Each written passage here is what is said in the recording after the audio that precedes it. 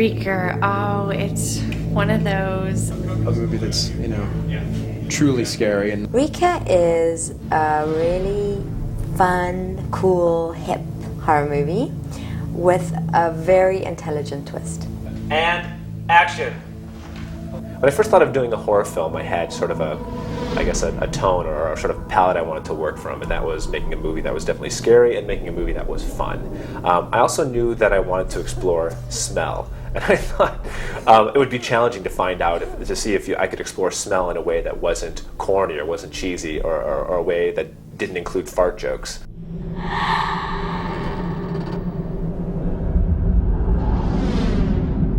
five kids on their way out to a big party in the desert. To get laid, really? So what's with the name? The guys at the house started calling me Trip because they said I was one. What about Cookie? Where does that come from? My parents let me choose my name when I was 3. If my parents let me choose at that age, I'd be Fire Truck. I'd be Pee-Pee.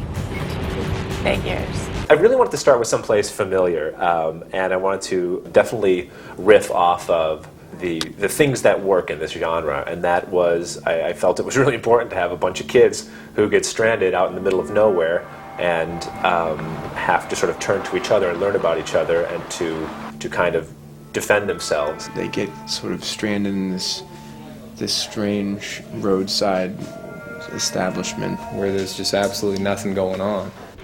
Hello? Anybody home? Where did everybody go?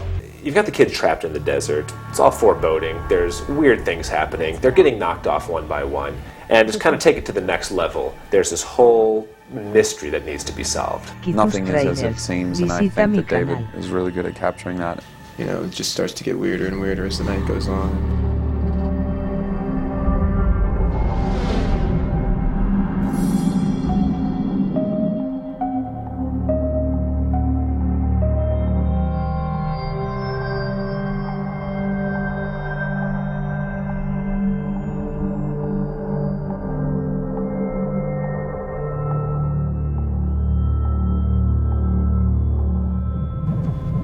Okay.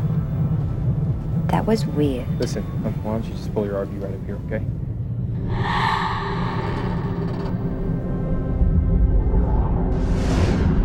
Gretchen is a grad student, and she's quite responsible, and she doesn't suffer fools lightly. She's totally at odds with Trip. Phone's still engaged. I like to keep an eye on both of you. What happened out there? I don't know. I may have messed up and made somebody very mad, or I may just be losing my mind. You're too much. I'm getting tired. All right, I'll be down in a minute.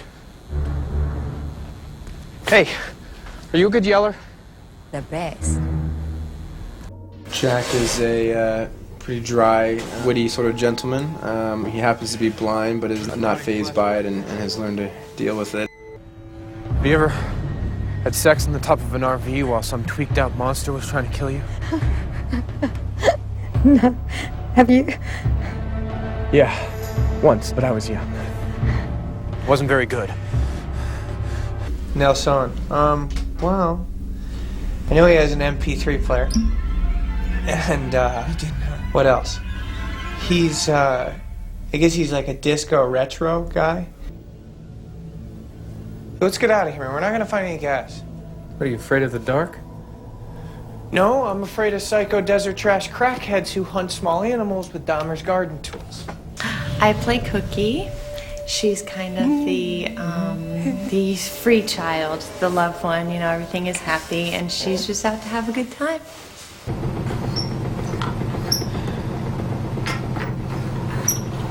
The water doesn't work. The bed does. Where else can you get this kind of entertainment for a quarter? You're funny for a blind guy. Thanks. Trip is a guy who likes to go out and have fun as much as he can, doesn't really think about consequences in life. He just goes out to do something and doesn't really realize what the... Oh, yeah, I do. He goes for the cause and doesn't understand what the effect is. This is it? No goodbyes? You can thank me I took you this far. Don't do this. I vote, we vote.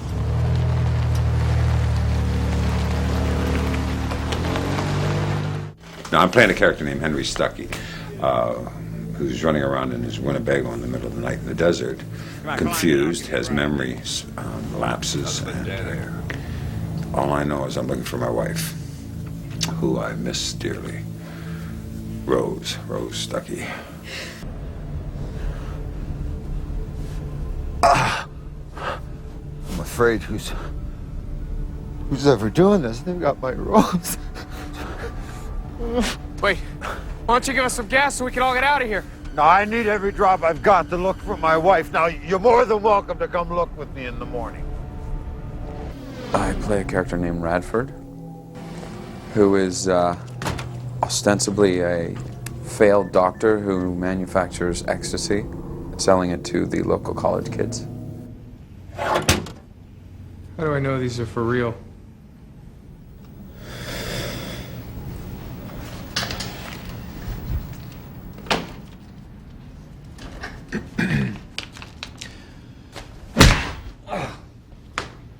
Good enough for me.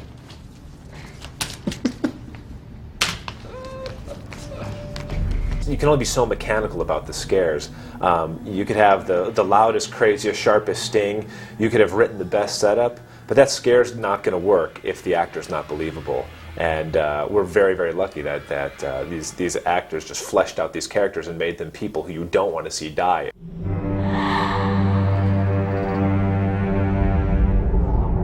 Hello. You know, that's what I like about this movie. It's like everything's creepy.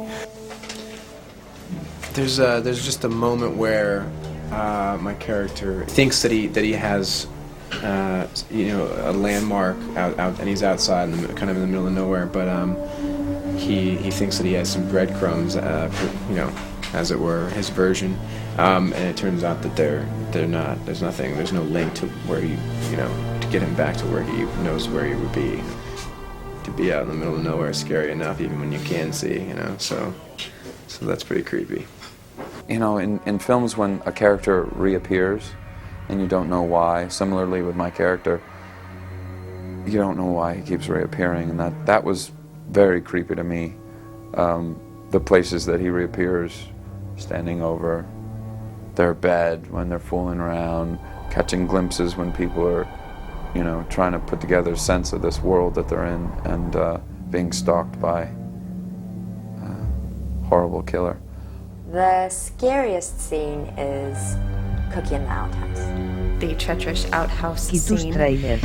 Visita mi canal. I don't think there's going to be a woman who's seen this movie who will sit on a toilet again without looking in the bowl first. She's trying to figure out what's going on, and all these unnatural things are happening, and before she can even make sense of them, BAM! It's just the definitive scary scene. It's like the psycho shower scene, which is great because now we can't shower and we can't pee.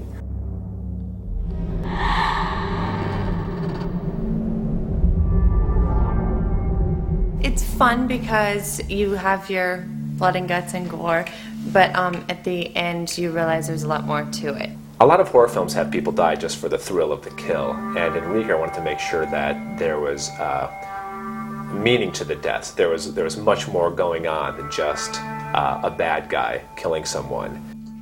And the script, by the way, when I read the script, I remember getting about 2/3 through the script and thinking to myself, this is too well written to be on just 2 levels. There's got to be a 3rd level to it somewhere. It was a very well written script.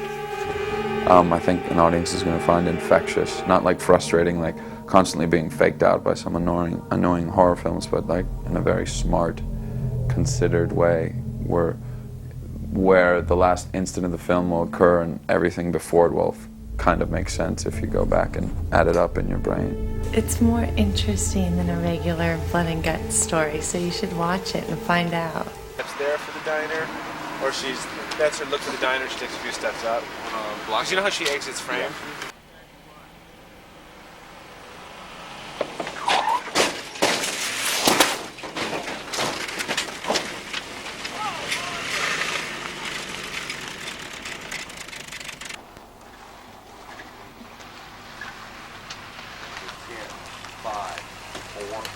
stop.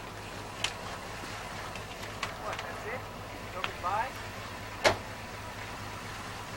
All right, cut. We're clear. 14, Apple. Take one. Wait. Mark, be camera rolling. Set. And action. All fixed. I'm sorry to be so lame. I've just never been one to take chances. Hi, I'm Trip, your polar opposite. What's the verdict? We need gas. Well, the station's DOA. Oh, then we'll borrow some.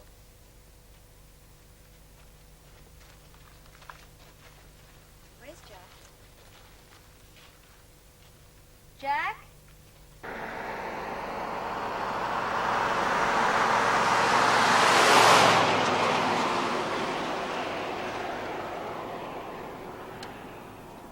Tus trailers, visita mi canal.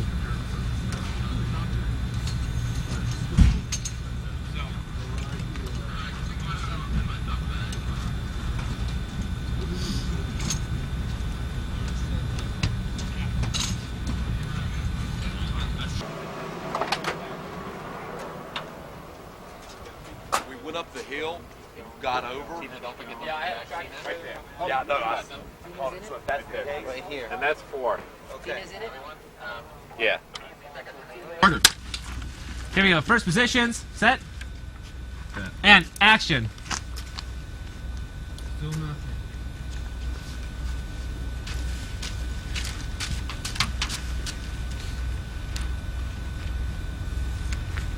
When I first thought of doing a horror film, I had sort of a tone or a sort of palette I wanted to work from, and that was making a movie that was definitely scary and making a movie that was fun.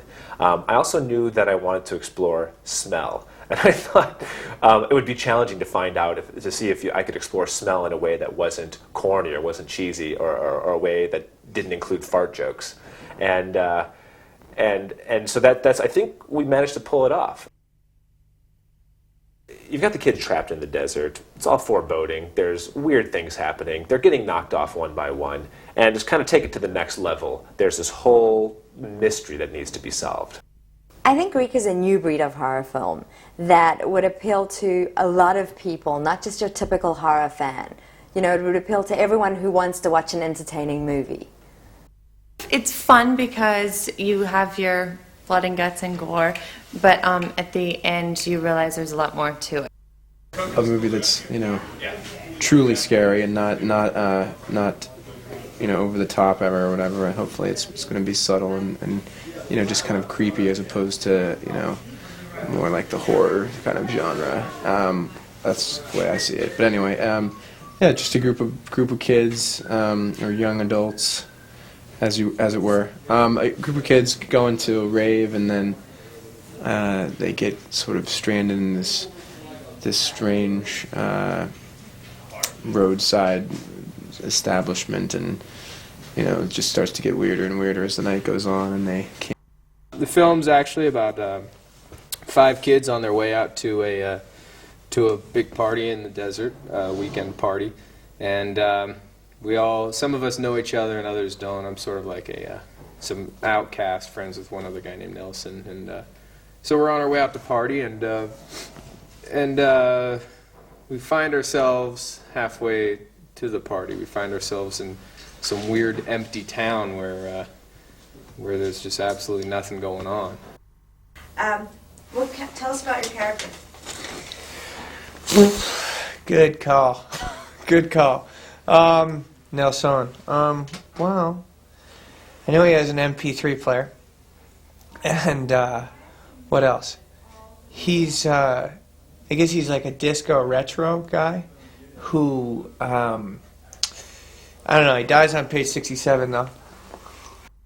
Nothing is as it seems, and I think that David is really good at capturing that, and I think an audience is going to find infectious, not like frustrating, like constantly being faked out by some annoying horror films, but like in a very smart, considered way, where the last instant of the film will occur and everything before it will kind of make sense if you go back and add it up in your brain.